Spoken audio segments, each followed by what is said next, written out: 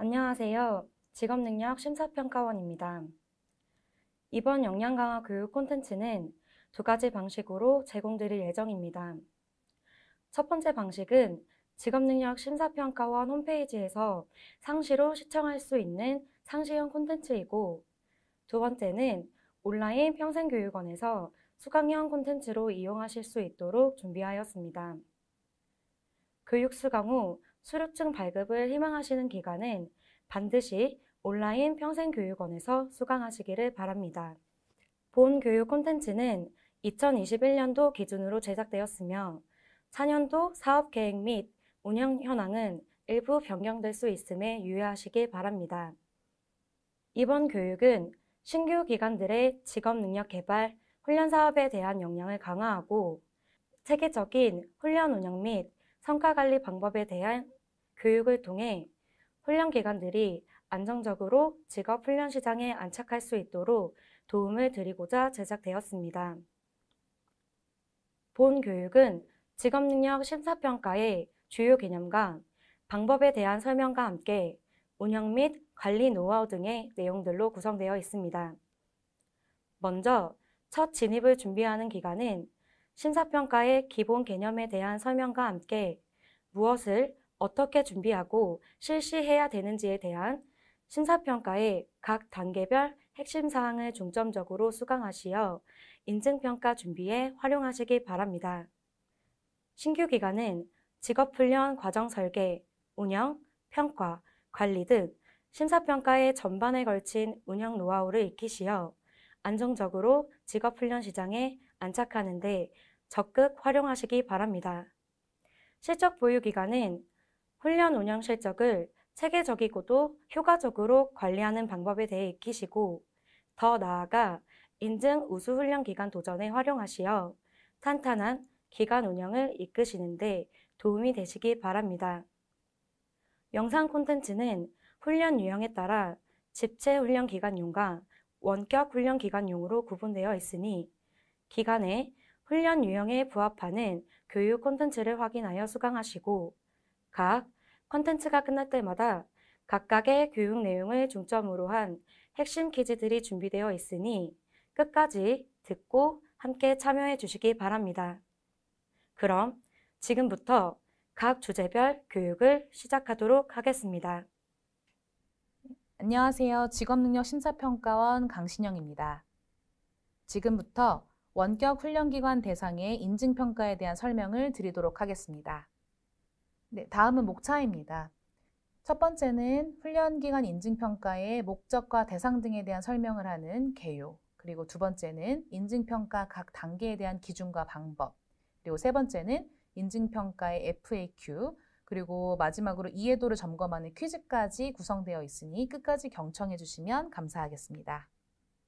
훈련기간 인증평가는 훈련기관의 건전성과 운영 역량을 종합적으로 평가하여 정부 지원 훈련 위탁 자격을 인증하는 제도로 직업능력 개발 훈련의 품질 관리 체계를 구축하는 데 그 목적을 두고 있습니다. 특히 신규 기관의 경우 인증평가를 통해 훈련 시장으로의 진입 자격을 부여받게 됩니다. 훈련기간 인증평가의 대상은 취업 또는 창업을 희망하는 실업자 대상의 훈련과 직무 능력 향상을 지원하는 재직자 대상 훈련 등의 직업훈련을 정부의 지원을 통해 보다 효과적인 훈련 운영을 계획하고 지속하고자 하는 훈련기관을 대상으로 두고 있습니다. 훈련기간 인증평가의 유형은 다음과 같은데요. 기준은 전년도 정부의 지원으로 운영된 직업훈련의 종료 실적 보유 여부에 따라 신규 기간과 실적 보유 기간으로 구분되어 있습니다. 전년도의 기준은 다음과 같이 연초부터 연말까지의 1년의 기준을 두고 있다라는 것도 살펴보실 수가 있고요. 예를 들어 2020년도에 적합받은 과정이 있었지만 개설을 해서 운영하지 않았거나 개설은 했지만 수료 등을 통해 훈련 과정을 종료하지 않았다면 훈련 운영 종료 실적이 없다고 판단돼서 신규 기관의 평가로 참여하셔야 된다는 점도 기억하셔야 되겠고요. 매년 평가 신청 개시 전에 실적 보유 기간의 경우에는 평가 대상 목록을 별도로 게시하고 있기 때문에 우리 훈련기관이 어느 유형의 인증평가에 참여가 필요한지 꼼꼼히 챙기셔야 된다는 것도 유념하시길 바라겠습니다. 인증평가는 연 1회 진행하고 있고요. 이는 제도 개편을 통해서 신규 기관이 기존에 연 2회를 진행해왔던 방식이 2020년도를 기점으로 연 1회로만 진행되고 있기 때문에 신청 접수 기간에 대한 부분, 그리고 연에 한 번 결과가 발표되는 시점에 대한 것들을 충분히 숙지하셔서 해당 내용들을 준비하셔야 되고요. 일반적으로 차년도 평가 계획은 매해 연말경에 계획 공고를 통해서 안내하고 있다는 점도 유의 깊게 살펴보셔야 되겠습니다. 다음은 훈련기관 인증평가 추진 절차입니다. 다음과 같이 크게 4개의 절차로 안내를 드리려고 하는데요. 첫 번째는 평가 신청에 대한 절차입니다. 이 부분은 앞서 말씀드린 것처럼 인증평가에 참여 의사를 밝힌다라는 내용으로 보실 수가 있고, 통상적으로는 1에서 2월경에 저희가 신청 접수를 받고 있기 때문에 일정도 챙기셔야 되고요. 평가 신청 시에는 자체 평가 보고서 등과 같이 작성을 필요로 하는 서류들도 있고, 또 그 외에 서류 제출과 함께 HRD넷을 통해서 평가 신청서를 작성하시는 별도의 서식이 온라인으로 되고 있다는 점, 이 점을 꼭 기억해 주셔야 되겠고요. 이 기간은 항상 저희가 약 2주 정도의 기간을 부여하고 있기 때문에 기간을 놓치지 않도록 전년도 11, 12월경에 해당 일정에 대한 것들을 꼼꼼히 챙기셔서 놓치지 마셔야 되겠고요. 이렇게 평가 신청을 통해 접수된 모든 기관들은 모두 1단계 기관 건전성으로 넘어오게 됩니다. 1단계 기관 건전성은 뒤에 이어서 자세하게 설명드리겠지만 크게 2가지의 평가 항목을 서면 평가 방식으로 진행된다라고 보실 수가 있고요. 이 평가를 위해서 이 앞서서 설명드린 평가 신청에서의 단계 때 서류 제출이나 입력 사항이 별도로 있다라고 미리 참고하시고, 상세한 내용은 저희가 계획 공고를 통해서 안내하고 있기 때문에 해당 내용을 참고해 주시면 되겠습니다. 1단계에 이어서 2단계 역량평가로 넘어가게 될 때는 1단계를 통과한 기관에게만 기회가 부여된다라고 기억하셔야 되고요. 마찬가지로 성과평가, 현장평가라는 2개의 영역으로 평가를 진행하게 되는데, 이때 신규 기관의 유형은 성과라는 것이 없기 때문에 반드시 실적 보유 기관에게만 진행이 된다라고 보시게 되고, 이 2단계의 평가 결과에서도 실적 보유 기관은 성과평가와 현장평가의 합산 결과로서 등급을 부여받게 되지만, 신규 기관은 성과평가 없이 현장평가 100%로 진행되기 때문에 이 점에 대한 차이점도 계획 공고 등을 통해서 상세히 살펴보실 수 있겠습니다. 2단계 역량평가를 모두 마치고 나면 결과를 발표하게 되는데요. 결과 발표는 인증 등급으로서 저희가 통보를 드리게 되고, 이 결과 발표를 위해 내부적인 절차에서는 결과의 통보에 이어서 이 결과가 적정하게 나왔는지에 대한 이의심의를 한 번 더 거치게 되는 절차가 있고요. 그 최종 결과가 도출되는, 즉 등급을 부여하게 되는 시점은 이 이의 신청을 접수한 기관의 최종 결과가 도출된 이후에 모든 기관의 결과가 확정된다라고 기억하시면 되겠습니다. 다음은 훈련기관 인증평가의 추진 절차입니다. 인증평가는 크게 2단계로 구성되어 있는데요. 1단계 기관 건전성 평가는 훈련기관의 청렴성과 재정적 안정 상태를 종합적으로 판단하는 평가 단계로 준법성과 재정 건전성 2 항목을 토대로 평가를 실시하게 됩니다. 준법성 평가에서는 훈련기관의 부정수급, 허위 과정 인정 및 위탁 체결, 부실 운영 등으로 인한 제재 처분 내역과 지도점검 불응에 따른 과태료 부과 내역이 있는 경우에 각각의 처분 수위에 따라 감점을 적용하게 됩니다. 여기서 제재 처분이라는 의미는 행정청이 행하는 구체적 사실에 관한 법 집행으로서의 공권력의 행사 또는 그 거부와 그 밖에 이에 준하는 행정작용을 의미합니다. 뿐만 아니라 임금 체불이나 최저임금 위반 이력이 있는 경우에도 감점을 하고 있습니다. 재정건전성 평가는 세금 체납 여부와 신용 수준을 확인하여 훈련기관이 직업능력 개발 훈련을 안정적으로 운영할 수 있는지 확인하는 평가 항목입니다. 그리고 1단계 기관 건전성 평가에서 20점 이상의 큰 감점이 없다고 확인된 기관에 한하여 2단계 역량평가를 실시하게 되는데요. 2단계 역량평가는 훈련기관에 직접 방문하여 평가하는 현장평가와 훈련기관의 훈련 운영 실적을 서명평가로 진행하게 되는 성과평가에 대한 방식을 합산하여 최종적인 등급을 산출하게 되는 평가 단계입니다. 인증평가는 1단계 기관 건전성 평가와 2단계 역량평가 총 2개의 단계로 구성되어 있습니다. 1단계에서 감점 20점 미만인 경우 적합 판정을 받게 되어 2단계로 진행이 될 수 있는데요. 2단계 역량평가는 총 100점을 기준으로 했을 때 신규 기관의 경우 60점 이상을 받게 되면 1년 인증의 등급을 부여받게 되는 내용으로 적용되는데요. 반대로 1단계에서 감점 20점 이상으로 받게 되는 기관은 부적합 판정을 받게 돼서 2단계 현장평가 없이 인증 유예 등급을 받을 수가 있습니다.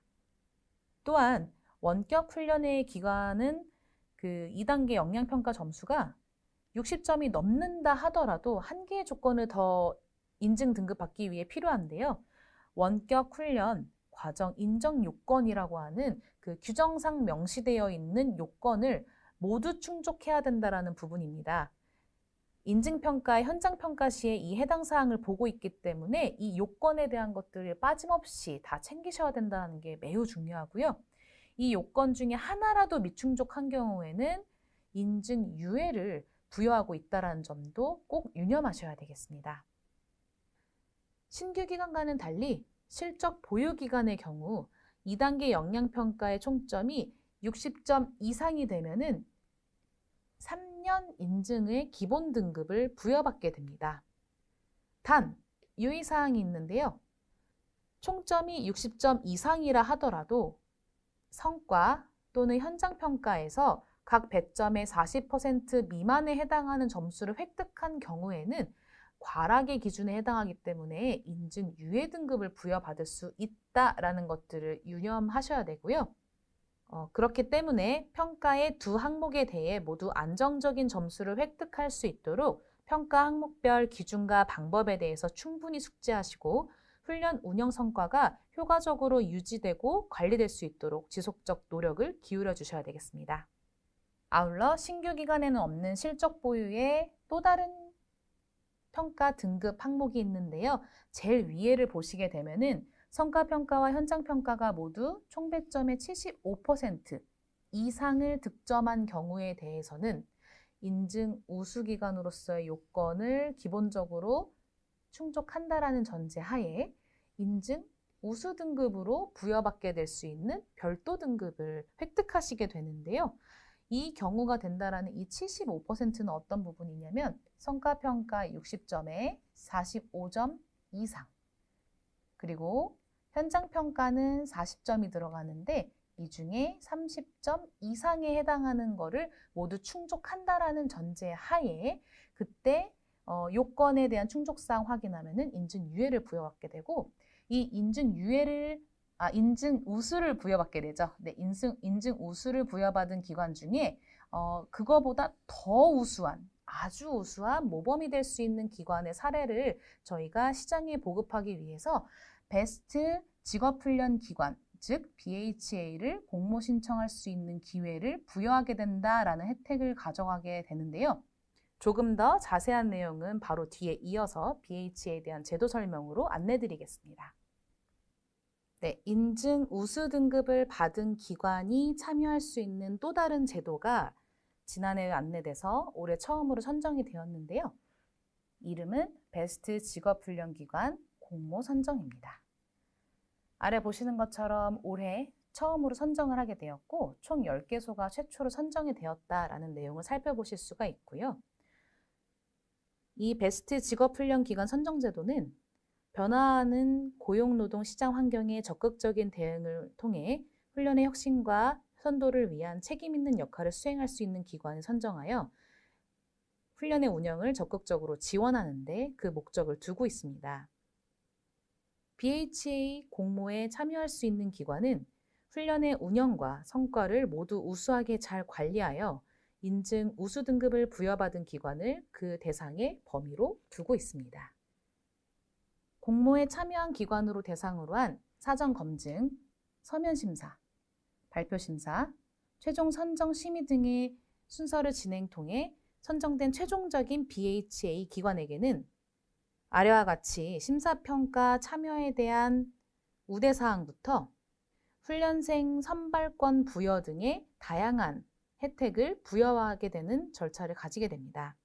또한 BHA가 타 기관에 비해 모범적인 기관임을 보여줄 수 있는 BHA 인증 마크를 별도로 부여하게 되기 때문에 기관의 홍보가 자연스럽게 더 다양하게 이루어질 수 있다는 혜택들도 부여되기 때문에 실적을 가진 기관에서는 지속적인 운영을 통해서 성과가 우수하게 나오는 것뿐만 아니라 우리 기관의 특장점을 발굴하여 최고의 기관으로 선정되기 위한 준비를 계속해서 다져 나가실 것을 당부 말씀으로 드리도록 하겠습니다.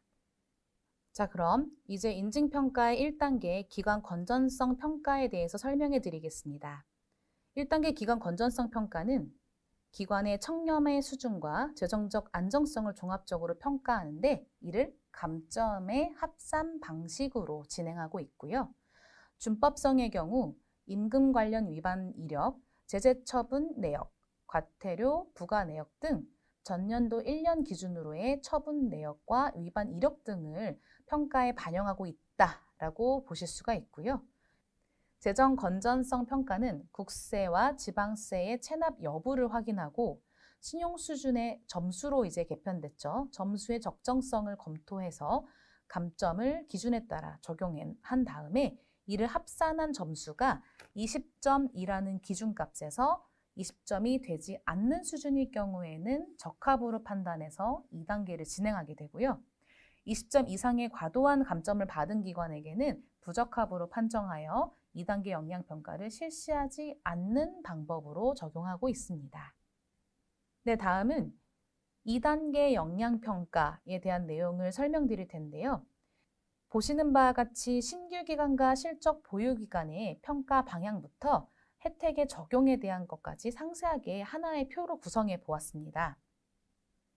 우선 평가의 방향을 비교해 보면요.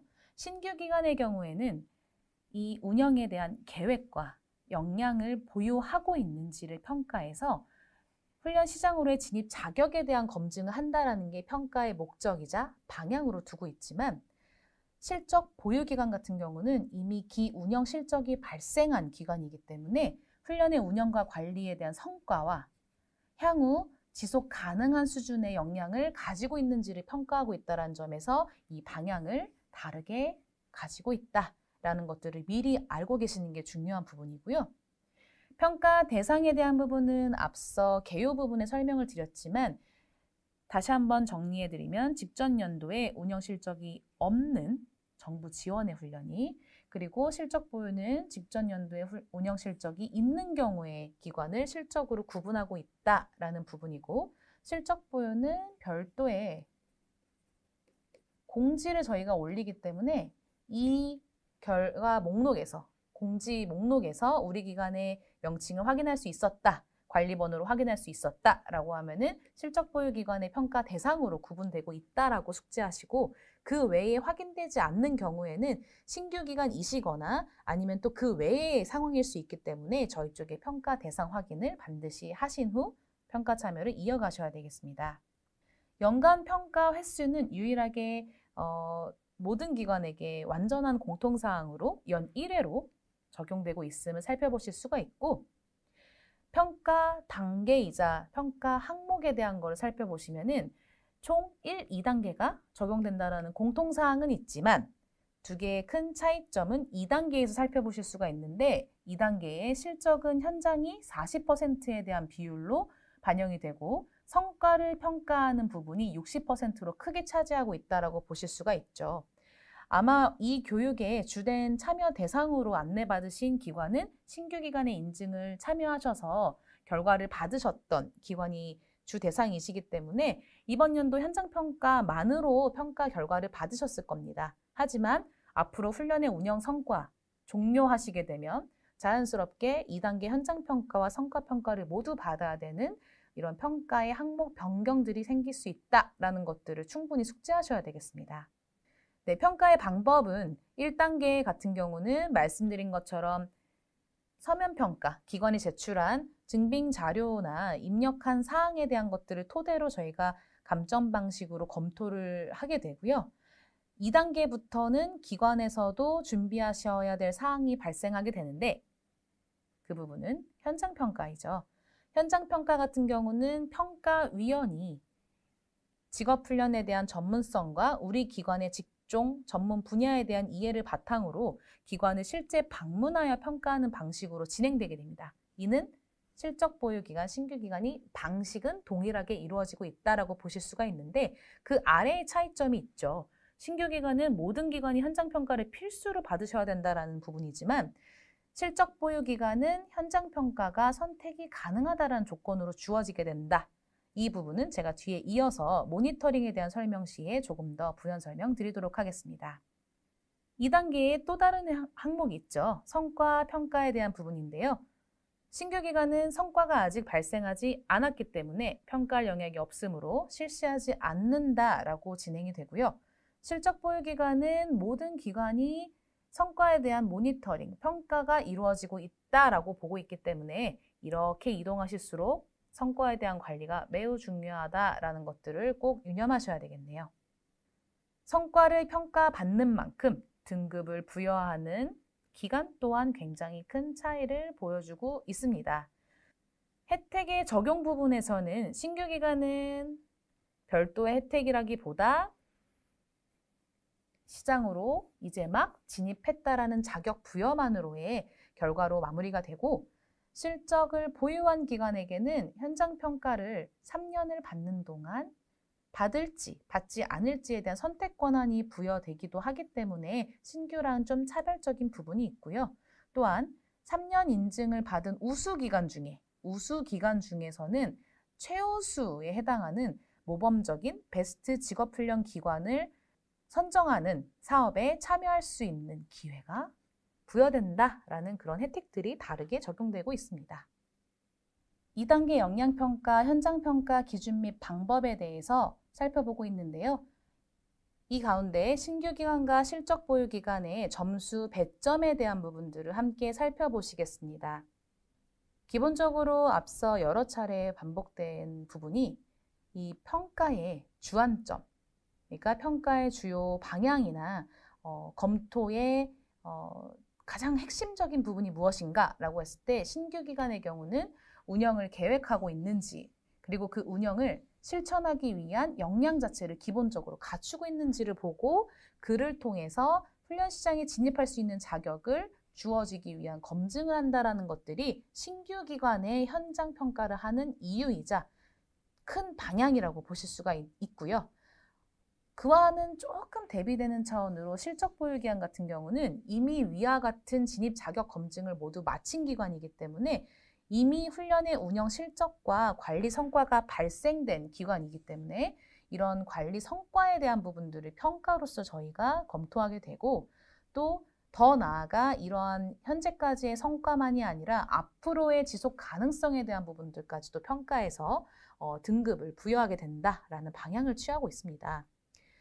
그러한 방향을 이 점수의 배점에서도 살펴볼 수가 있게 되는데요. 신규 기관은 그렇기 때문에 기관이 직업훈련에 대한 이해를 바탕으로 이 훈련 제도를 시행할 수 있을 부분에 대한 발전 방향과 미션 그리고 운영에 대한 그런 계획들을 잘 갖추고 있는지 그리고 그러한 부분들이 단기적인 게 아니라 좀 중장기적으로도 계속해서 이 제도 개편에 따라서 직업훈련을 운영 관리해 나갈 수 있는 역량을 키워나갈 수 있을 만큼의 준비가 되어 있는지를 점검하기 위한 부분으로 기관 경영에 굉장히 높은 점수로서 배점하고 있다는 걸 살펴보실 수가 있고요. 그리고 아직 직업훈련, 정부가 지원하는 직업훈련에 대한 설계나 운영 관리에 대한 부분들을 평가받은 적이 없다라는 전제가 있기 때문에 훈련 과정을 설계하고 운영 관리 그리고 분석, 개편하기 위한 노력들을 어떤 식으로 계획하는지가 이런 다른 항목들만큼이나 아주 높은 점수로 배점이 되어 있다는 것을 살펴보실 수가 있고요. 그리고 너무너무 중요한 그리고 그 훈련생에게 가장 중요하다고 평가되고 있는 시설 장비에 대한 부분처럼 이 원격 훈련은 이 훈련의 인프라, 즉 그 시스템적인 부분들에 대해서 얼마나 잘 갖추어져 있는지, 효과적인 훈련을 운영하기 위해서 시스템이 잘 구성되어 있을 뿐더러 이 시스템의 운영이 잘 지속될 수 있도록 그 개선 관리할 수 있는 주요한 사항들이 체계적으로 잘 이루어져 있는지를 보기 위한 점수이기 때문에 굉장히 높은 점수로 배점이 되어 있고요. 이러한 인프라를 관리하기 위한 또는 이런 인프라, 훈련을 위한 시설 장비 인프라 안에서 그 훈련을 수행하기 위한 튜터나 행정적인 인원, 관리를 위한 인원들이 잘 갖춰져 있는지 또한 매우 큰 점수로 배점이 되어 있고요. 이러한 기반에 따라 훈련에 참여하고 있는 훈련생들이 이 훈련의 시스템 내에서 소통하거나 또 이런 문제에 대한 것들을 요청하거나 혹은 이해도 점검을 위한 자료를 조금 더 제공해달라는 그런 소통 체계를 갖추어 나갈 수 있는지 등을 평가하고 있는 훈련생 관리가 원격 훈련에서도 15점으로 크게 배점이 되어 있다는 것도 유의 깊게 살펴보셔야 되고요. 실적 보유 기간의 경우는 아까 말씀드린 것처럼 이미 기관이 그 기본적인 운영 체계를 갖추어서 훈련을 해나가고 있다라고 보여지기 때문에 비교적 기관 경영은 신규에 비해서는 조금 낮아진 점수로 구성되어 있지만 갈수록 중요하다라고 저희가 확인받고 있는 이 훈련에 갖추어진 물적, 인적, 인프라에 대한 것들은 계속해서 관리가 잘 되어 있어야지만 훈련생들이 이탈 없이 만족도를 가지고 끝까지 수료할 수 있게 된다는 근거로서 지속적 관리를 위한 노력을 기울여셔야지만 좋은 점수를 획득할 수 있다는 것들을 기억하셔야 되겠습니다. 실적 보유는 40점의 현장평가 만점이기 때문에 앞서 말씀드린 것처럼 60점은 성과평가로서 진행된 다음에 이 더해진 결과로서 등급을 받으시게 됩니다. 네, 다음은 2단계 현장평가 항목 중 주요 평가 내용에 대해서 설명드리겠습니다. 우선 첫 번째, 기관 경영입니다. 기관 경영 평가 항목에서는 기관장의 사명감과 직업훈련 기관의 운영에 관한 경영 원칙을 보유하고 있는지, 그리고 안정적이고 지속적으로 직업훈련을 운영해 나가기 위한 기반으로서 기관이 어떠한 목표와 전략을 수립하고 있는지, 그리고 기관의 경영 전반과 관련된 주요한 정보들을 안전하게 관리하기 위해 어떠한 노력을 기울이고 있는지 등에 대한 내용을 주요한 평가 내용으로 보고 있습니다. 그러니 이 항목에 대한 평가 증빙 자료로는 직업훈련 관련 제도에 대한 교육이나 세미나 이런 부분들을 참석했다라는 자료들, 그리고 자료만이 아니라 이 자료들을 기반으로 우리 기관의 운영으로 연결을 해서 우리 기관의 방향과 그런 실정에 부합하는 수준으로 계획과 목표를 잘 수립하셔서 관리해 나가실 수 있는지가 가장 중요한 내용이라고 꼭 짚어드리고요. 두 번째, 이제 훈련 과정 관리에 대한 부분 같은 경우는 아무래도 훈련 과정을 관리한다라고 하면 많이 질의하시는 것들이 과정을 관리한다라는 거니까 뭔가 후속적인 차원의 개념이라고 이해하시는 경우가 많은 것 같습니다. 또는 과정의 심사와 동일한 부분이 아닌가라는 것들에 대한 질의가 있는데요. 사실 그렇다기보다 조금 더 종합적이고 절차가 포함되어 있는 평가 내용이라고 보셔야 되세요. 그래서 1번, 2번, 3번으로 보시게 되면은 훈련 과정, 우리 기관이 주력해서 운영해 나갈 과정의 개발부터 이 과정을 기관의 인프라와 인력의 수준 혹은 참여하는 훈련생의 특성 등을 고려해서 알맞게 운영하고 이 결과나 현황들을 관리한다라는 것들까지 반드시 주요하게 관리의 영역에서 살펴본다라는 것들을 챙기셔야 되고, 거기서 그치는 게 아니라 이 운영과 관리된 이 훈련에 대해서 분명히 아쉬운 점도 있고 좋은 성과 부분이라는 것들이 있었을 겁니다. 그러면 그러한 성과들이 일련의 좋은 혹은 아쉬웠던 성과들이 우리 기관의 훈련을 어떤 식으로 개선할지에 대한 것들을 분석하는 관리라는 것들까지가 훈련 과정 관리의 영역에서 이루어져야 된다는 주요 사항이라고 살펴보셔야 된다는 거죠. 네, 세 번째는 훈련 인프라 항목인데요. 훈련 인프라 항목에서는 훈련의 운영에 적합한 시스템을 확보하고 이를 훈련 운영에 적합하게 관리하고 있는 것까지에 대한 것을 평가하고 있는 것과 또 훈련 운영을 하다 보면은 아무래도 여러 가지 상황들이 발생할 수 있는데 뭐 시스템 장애 혹은 해킹, 바이러스 발생 등과 같이 뭐 시스템적인 그런 문제 사항들에 대해서 훈련 콘텐츠 또는 학습 관리 시스템, 즉 LMS 상의 문제점이나 긴급 상황 발생에 대한 대비 체계를 잘 갖추고 있는지, 그리고 그 갖추고 있는 것만이 아니라 지속적으로 관리를 해나가고 있는지에 대해서도 평가를 하고 있다라고 보셔야 됩니다. 그리고 훈련 과정의 목표랑 훈련을 참여하고 있는 그 훈련생들의 특성에 잘 맞는 학습 지원 도구를 확보해서 활용하고 있는지 이 부분까지를 훈련 인프라에서 평가 내용으로 보고 있다라고 살펴보실 수가 있고요. 이 훈련 인프라를 기반으로 이제 실제 강의를 하는 혹은 운영을 관리하는 훈련 전담 인력들을 평가하게 되는데 훈련 전담 인력 항목에서는 훈련생을 가르칠 전문성을 갖춘 튜터와 훈련 과정 운영, 훈련생 관리 등의 행정 업무를 수행하는 행정 인력의 확보 현황과 함께 이 확보된 전담 인력에 대한 기관의 근로 조건, 그리고 업무 역량, 지원에 대한 현황까지도 평가를 주요하게 보고 있다는 것들을 꼼꼼히 살펴보셔야 되겠습니다. 특히 원격 훈련 기관의 경우 사업주 직업 능력 개발 훈련 지원 규정에 명시된 것과 같이 기관장을 제외한 상시 근로자 수가 최소 4인 이상으로 구성되어 있다는 점은 매우 중요한 규정에 명시된 사항이기 때문에 모든 원격 훈련 운영 기관에서는 이 점을 유념하고 이 위반 사항에 해당되지 않도록 지속적으로 체크하셔야 됩니다. 앞서 직업 훈련 과정의 목표와 관련하여 이런 훈련 인프라 그리고 전담 인력에 대한 부분들이 매우 중요하다고 말씀을 드렸는데요. 훈련생은 튜터와 행정직원의 관리 수준에 따라 훈련에 대한 이해도와 만족도, 참여도가 달라진다는 것을 아마 기관 운영에 참여하는 모든 관계자분들께서 보셨을 겁니다. 그래서 인증평가에서도 이렇게 훈련생과 가장 밀접한 관계를 맺고 있는 훈련 전담에 대해서는 평가의 중요도를 강화해 나가고 있다는 것들도 같이 숙지하시면 좋을 것 같은데요. 전문성 규모를 고려한 적정 인력을 확보하는 것뿐만이 아니라 기관이 보다 나은 근무 환경과 임금, 복지 등의 근로조건을 확보한 인력에게 충분히 지원하고 있는지에 대해서도 크게 중요하게 보고 있다라는 것들까지 기억을 해주시면 평가에 아주 좋은 부분이 될 수 있지 않을까라고 짚어드리고 싶습니다.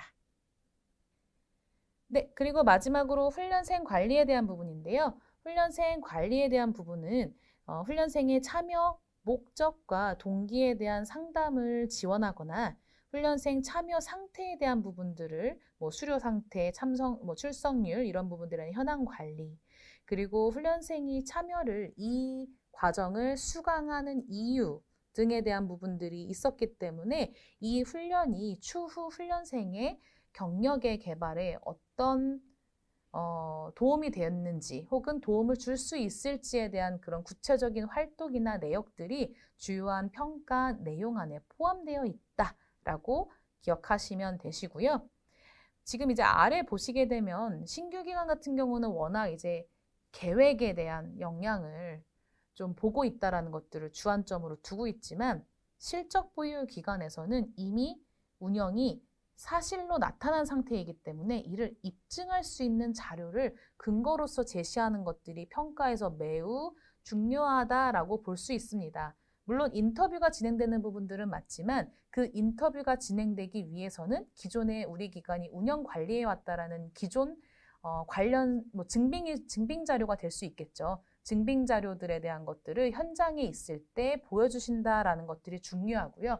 이는 반드시 서면일 필요는 없다라는 것들은 여러 차례 강조해 온 것처럼 기관이 운영해왔던 관리 방식이 기록 관리된 바가 있다면 그 자체로 그대로 보여주시면 평가에서 논의 후에 반영 여부를 판단할 수 있게 되니까 꼭 종이만을 많이 준비해야 된다라는 것들에 대한 부담을 조금 내려놓고 입증을 위한 구체적인 내용들을 준비하자 이런 마음으로 평가에 참여해서 이 진행을 가져가는 것이 적정하겠다고 말씀드리고 싶습니다. 다음은 실적 보유 기간 모니터링에 대한 설명을 드리겠습니다. 2019년부터 실적 보유 기간의 경우 인증평가 2단계 역량평가에서 60점 이상의 총점을 획득한 기관에게는 기존 1년 인증 등급이 아닌 3년으로 연장된 유효기간을 인증기간으로 부여하고 있습니다. 3년의 인증기간으로 연장하여 등급 부여 체계를 개편하게 된 배경에는 훈련기간이 매년 현장 실사, 인터뷰 등 다각적인 현장 검증의 절차가 진행되는 현장 평가를 준비하는 데에 대한 부담이 매우 크다라는 것들을 확인한 결과에서 비롯됐는데요. 이러한 평가 준비에 대한 부담을 줄이고 보다 양질의 훈련 운영을 준비하고 관리하는 데 더욱 집중하실 수 있도록 지원하기 위해서 이 제도의 개편이 이루어졌다라는 것들을 조금 더 기억하시면 이 제도를 조금 더 충실하게 준비하고 관리해 나가실 수 있을 것 같은데요. 실적 보유 기간의 인증평가 점수 100점에서도 훈련 운영 성과에 대한 평가가 100점 중 60%를 차지하고 있기 때문에 훈련의 안정적 운영과 효과적인 성과 관리를 하는데 더욱 영향을 발휘하실 수 있도록 마련한 제도적 지원이었다라는 점을 다시 한번 꼭 기억하시는 게 중요하다고 전달드리겠습니다. 그래서 3년 인증 등급을 부여받은 실적 보유 기관에게는 현장 평가에 참여 없이도 이 등급을 부여받을 등급을 유지한다라는 개념이 더 정확하겠네요. 이 인증을 등급을 받은 기간이기 때문에 이 등급을 유지할 수 있는지만을 성과의 모니터링으로 저희가 평가하고 있다라는 것들이 실적 보유 기간의 모니터링이라고 볼 수 있는데요. 물론 일반 3년 인증 등급 실적 보유 기간 중에서 3년의 유효 기간이 만료되지 않은 실적 보유 기간이 그 대상으로 두고 있고 이 기관에게만 현장 평가에 참여 여부를 선택할 수 있는 조건이 주어지게 된다라고 기억하실 수 있습니다. 그런데 여기서 중요한 점을 하나 말씀드리면 인증평가의 유효기간이 부여되는 부분들은 현장 평가를 참여한 그 해당 해에 부여된다라고 기억하셔야 되는데 예를 들어 2021년도에 현장 평가를 참여를 선택해서 받으신 기관이시라면은 이 기관의 인증 등급은 2022년부터 25년까지 3년으로 결과 확정이 되는 부분일 텐데 만약에 올해 현장 평가를 참여하지 않았던, 즉 모니터링을 참여했던 기관이셨다라고 한다면 최초의 유효기간이 시작된 연도는 기관이 현장 평가를 받았던, 즉 올해는 아니었다는 거죠. 그렇죠? 그 이전의 시점부터 시작된 기간을 반드시 확인하셔서 만료 여부에 대한 것들을 체크하신다는 게 중요하다는 뜻인 거고요. 그 현장 평가의 등급 부여에 대한 부분들은 늘 현장 평가를 참여했던 연도부터 유효기간이 시작. 네, 이렇게 기억하셔야 됩니다. 그래서 올해 현장평가를 받아서 등급을 획득했어요 라고 하시면 올해부터 인증 등급이 시작되는 부분이기 때문에 그 21년 받은 부분은 22년부터의 시작, 그리고 19년도에 현장평가를 받았었어요. 20년도에는 모니터링만 받았는데요 라고 하면은 그 기관은 19년도에 받았기 때문에 22년도까지만 유효한 인증 등급을 가지고 계세요. 그래서 이 경우는 22년도에 현장평가 선택은 안 되세요. 반드시 받으셔야 됩니다. 이런 부분들은 너무 어려워요 라고 생각하시게 되면은 반드시 공고를 통해서 명확하게 확인하시는 게 중요하고요.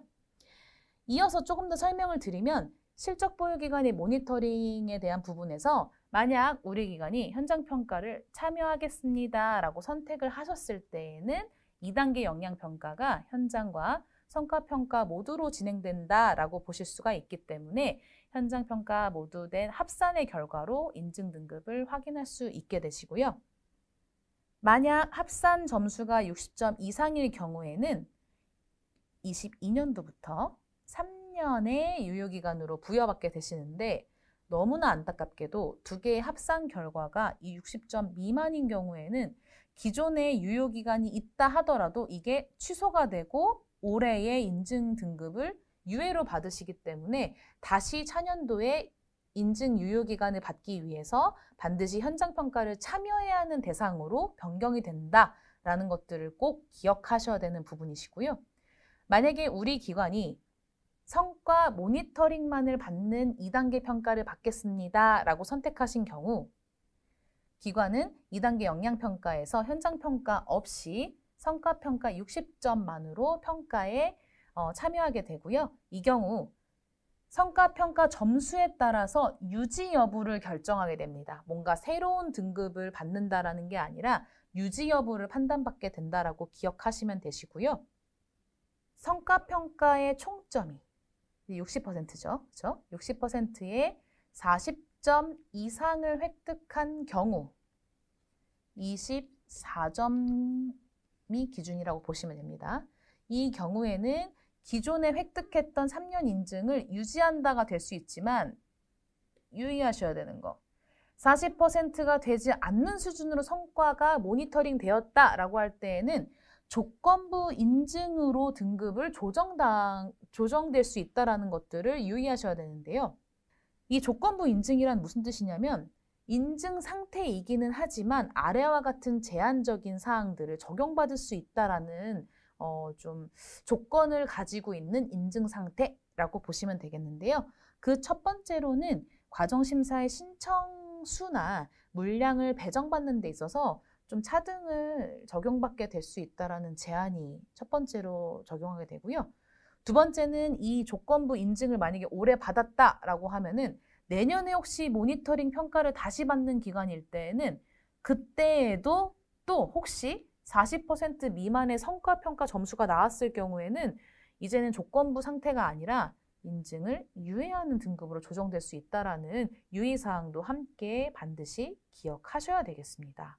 그래서 성과를 모니터링 받는다고 하더라도 이 퍼센트에 대한 것들은 꼭 달성이 잘 되고 있는지 잘 체크를 하셔야 되고 그렇기 때문에 매해 성과평가의 기준이나 세부 방법들, 내용들에 대한 것들을 충분히 숙지하셔야지만 놓치지 않는 평가 참여가 이루어질 수 있다. 이렇게 기억하실 수 있을 것 같아요. 네, 이 다음부터의 내용은 훈련 운영 성과의 관리와 관련하여 설명이 이어질 테니 하나의 항목도 놓치지 마시고 마지막 퀴즈의 내용까지 모두 집중하여 시청해 주시기 바라겠습니다. 신규 기간으로 인증 등급을 획득하고 해당 연도에 훈련 종료 실적이 발생을 하면 차년도 평가부터는 대부분 실적 보유 기간으로 분류되어 평가가 진행됩니다. 실적 보유 기간으로 1단계 기관 건전성 평가를 통과한 기관은 2단계 역량 평가를 받게 되는데요. 현장 평가 100점으로 진행되었던 신규 기간 인증 평가와는 달리 실적 보유 기간 역량 평가는 평가 대상 연도에 발생한 훈련 실적을 바탕으로 성과평가 60점, 현장평가 40점으로 평가가 진행됩니다. 지금부터 평가 대상 연도에 발생한 훈련 실적이 성과평가에 어떻게 적용되는지 안내드리겠습니다. 안내되는 평가 기준은 2021년도 인증평가 기준이며 2022년도 기준은 향후 공지될 평가 계획을 참조해 주시기 바랍니다. 원격훈련기관의 성과평가는 평가 대상 연도에 발생하는 훈련 실적에 따라 재직자 훈련기관과 실업자 훈련기관을 나눠서 평가를 진행을 합니다. 재직자 훈련 실적이 발생한 기관은 수료율, 수요자 만족도, 훈련 과정 등급, 과정심사 적합률, 자동 모니터링 시스템 연계 적정성, 그리고 가점 이렇게 구성이 된 평가 항목으로 성과평가를 진행하게 됩니다. 신규 기관 대상으로는 재직자 훈련 평가 항목만 해당이 되기 때문에 앞으로 설명드릴 내용은 실업자 지표를 제외한 재직자 훈련 평가 지표를 중심으로 안내드리겠습니다. 재직자 훈련 기간의 첫 번째 성과평가 지표인 수료율에 대해 설명드리겠습니다. 수료율은 훈련 종료일이 2020년 1월 1일부터 2020년 12월 31일까지인 과정을 대상으로 실시한 인원 중에서 수료한 인원의 비율을 산출을 하게 됩니다. 성과평가는 HRD넷 자료를 기준으로 평가를 실시하기 때문에 기관에서 수료보고를 실시하여 최종적으로 수료 인원으로 분류가 된 인원들만 저희 수료율에 포함이 됩니다. 이후 훈련기관별로 산출한 수료율을 전체 훈련기관의 평균 수료율로 나누어 각 훈련기관이 전체 훈련기관의 평균 수료율 대비 어느 정도를 달성했는지를 확인합니다.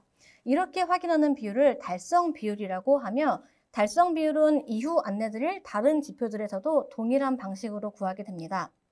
수료율 지표에서는 해당 훈련기관의 수료율을 전체 평균 수료율로 나눈 이 달성 비율에 따라서 총 7등급으로 나누어 점수를 부여하게 됩니다. 등급에 따른 배점은 2021년도 인증평가 설명의 자료집을 참고해 주시기 바랍니다. 전체 훈련기관의 평균 수료율을 궁금해하시는 훈련기관들이 굉장히 많으십니다. 그런데 이 전체 훈련기간의 평균 수료율은 당해년도 역량평가가 실시된 이후 HRD넷을 통해서 공개를 하고 있습니다. 만약에 훈련기관에서 사전 시뮬레이션을 희망을 한다라고 하시면은 올해의 인증평가에 적용이 되는 전체 평균 수료율 대신에 이전 연도 인증평가에 적용이 되었던 전체 평균을 참고하실 수는 있습니다. 예시를 통해 알아보겠습니다. 제시된 예시와 같이 이 땡땡 온라인 교육원의 수료율이 총 94%라고 가정을 해보겠습니다. 전체 평균 수료율이 90%라고 가정을 했을 경우에는 달성 비율 산출식에 따라서 달성 비율이 104.4%가 됨을 알 수 있습니다. 이 기관은 달성 비율에 해당하는 구간의 수료율 점수를 부여받게 됩니다. 다음으로 수요자 만족도에 대해 설명드리겠습니다. 온라인 수강평가 조사 전문기관에서 전화조사를 통해 실시한 훈련생과 기업체 만족도 조사를 바탕으로 해당 점수를 각각 10점으로 환산하여 총 20점으로 평가를 하게 됩니다.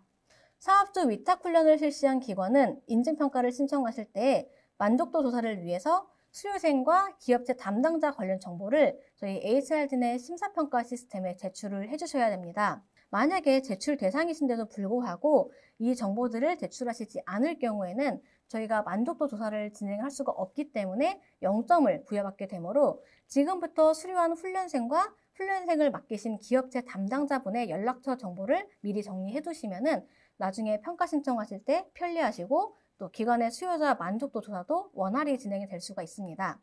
사업주 위탁훈련을 실시하지 않고 근로자 개인 훈련만 운영하는 기관은 훈련생 만족도 점수를 총 20점으로 환산을 해서 부여하게 됩니다.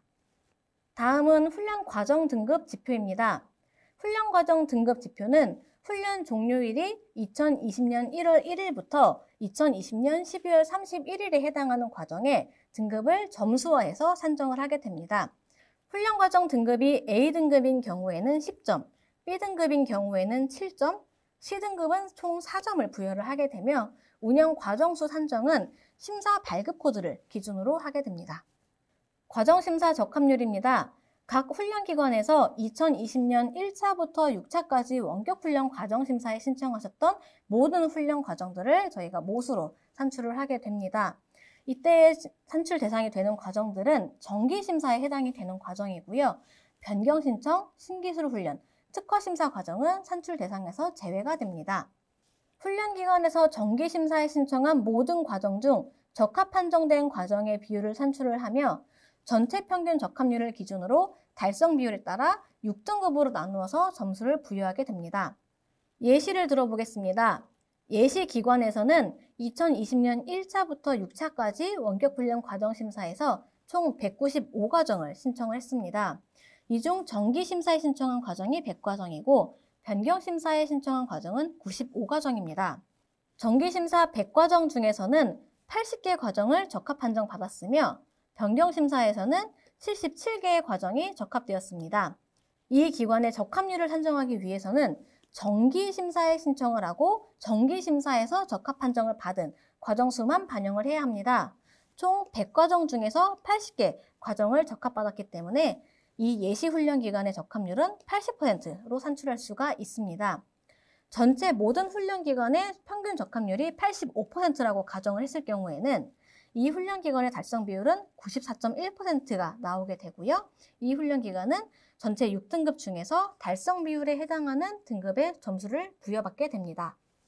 자동 모니터링 시스템 연계 적정성 지표입니다. 해당 지표는 한국산업인력공단 훈련품질향상센터에서 평가를 하고 있습니다. HRD넷과 자동 모니터링 시스템의 수료 건수 일치율, 그리고 수료 기준 충족률에 따라서 총 5등급으로 구분하여 점수를 부여하게 됩니다. 연계 데이터의 일치 건수가 0건인 기관 같은 경우에는 득점 구간에 관계없이 0점이 부여가 됩니다. 다음으로 가점 지표에 대해 안내드리겠습니다.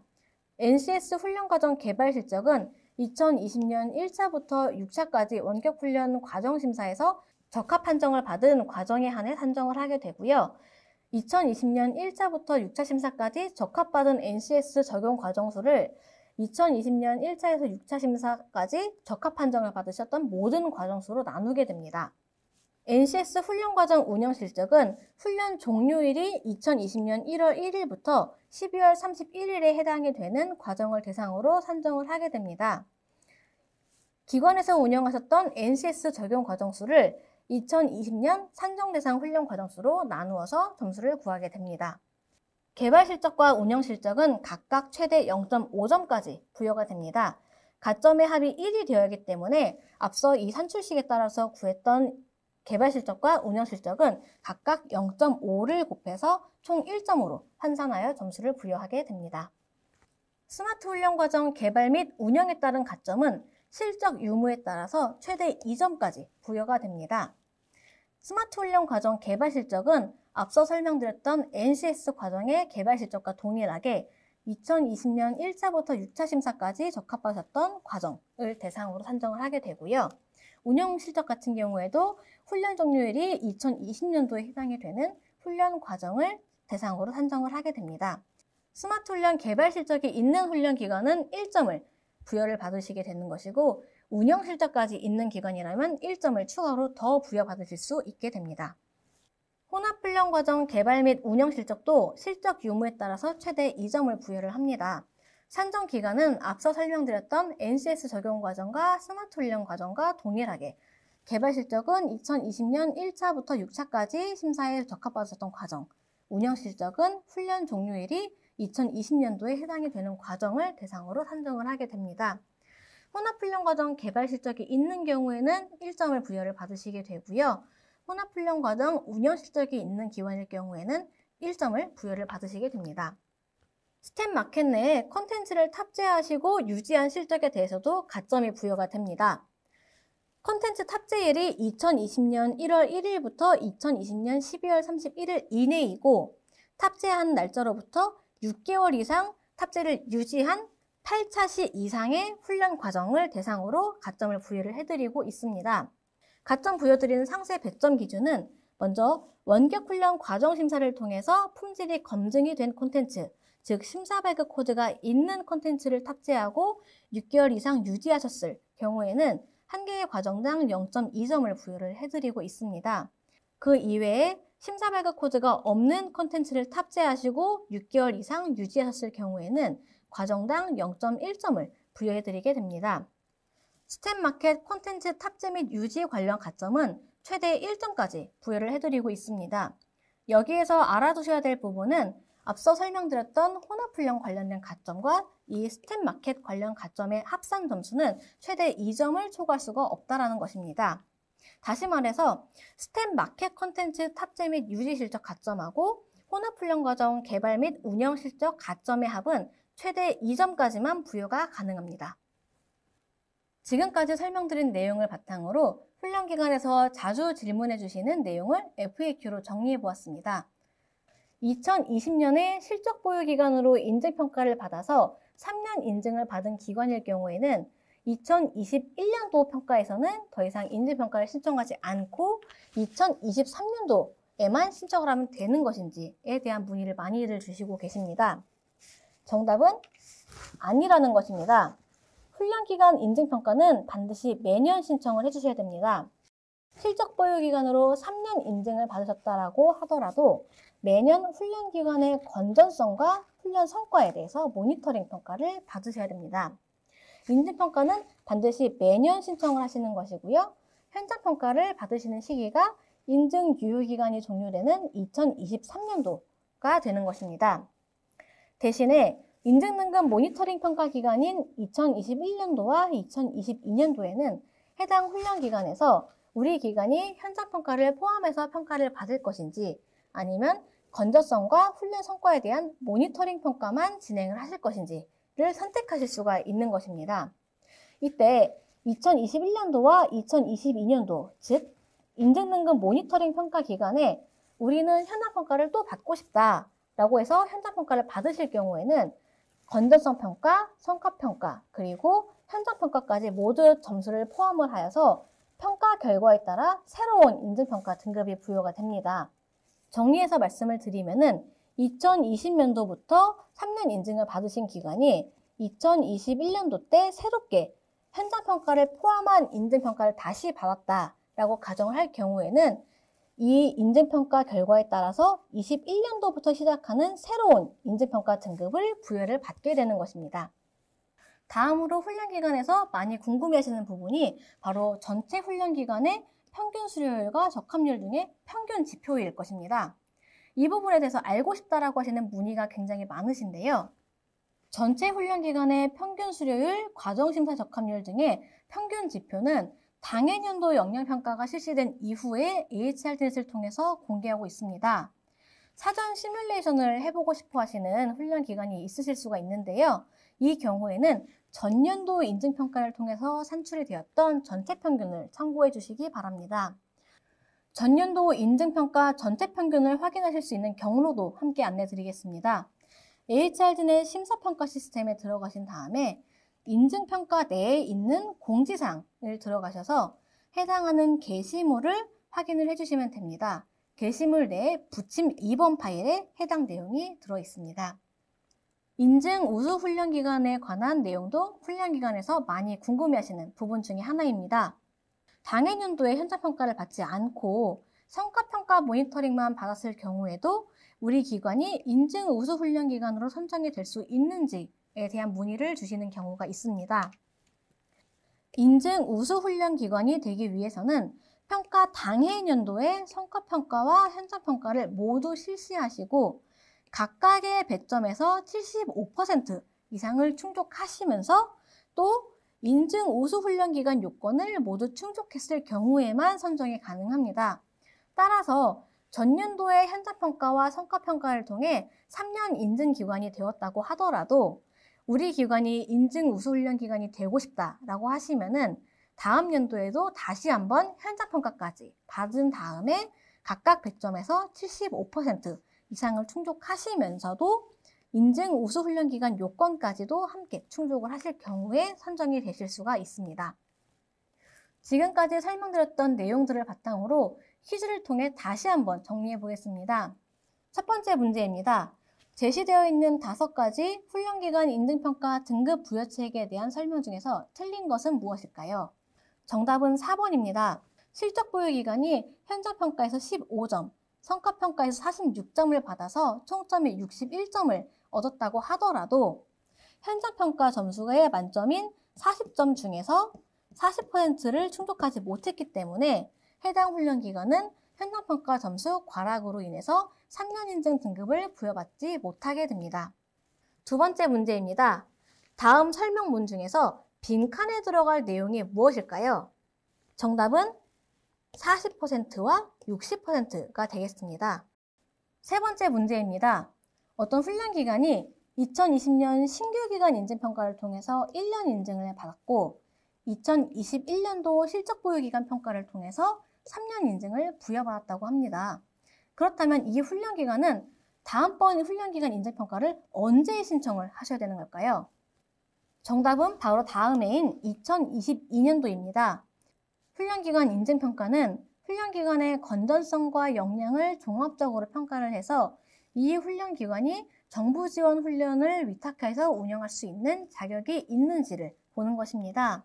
따라서 3년 인증을 받은 기관이라고 하더라도 인증등급 유효기간 내에는 반드시 매년 인증평가 신청을 통해서 해당 훈련기관의 기관 건전성 그리고 전년도 운영 실적에 대한 성과 모니터링을 받으셔야 됩니다.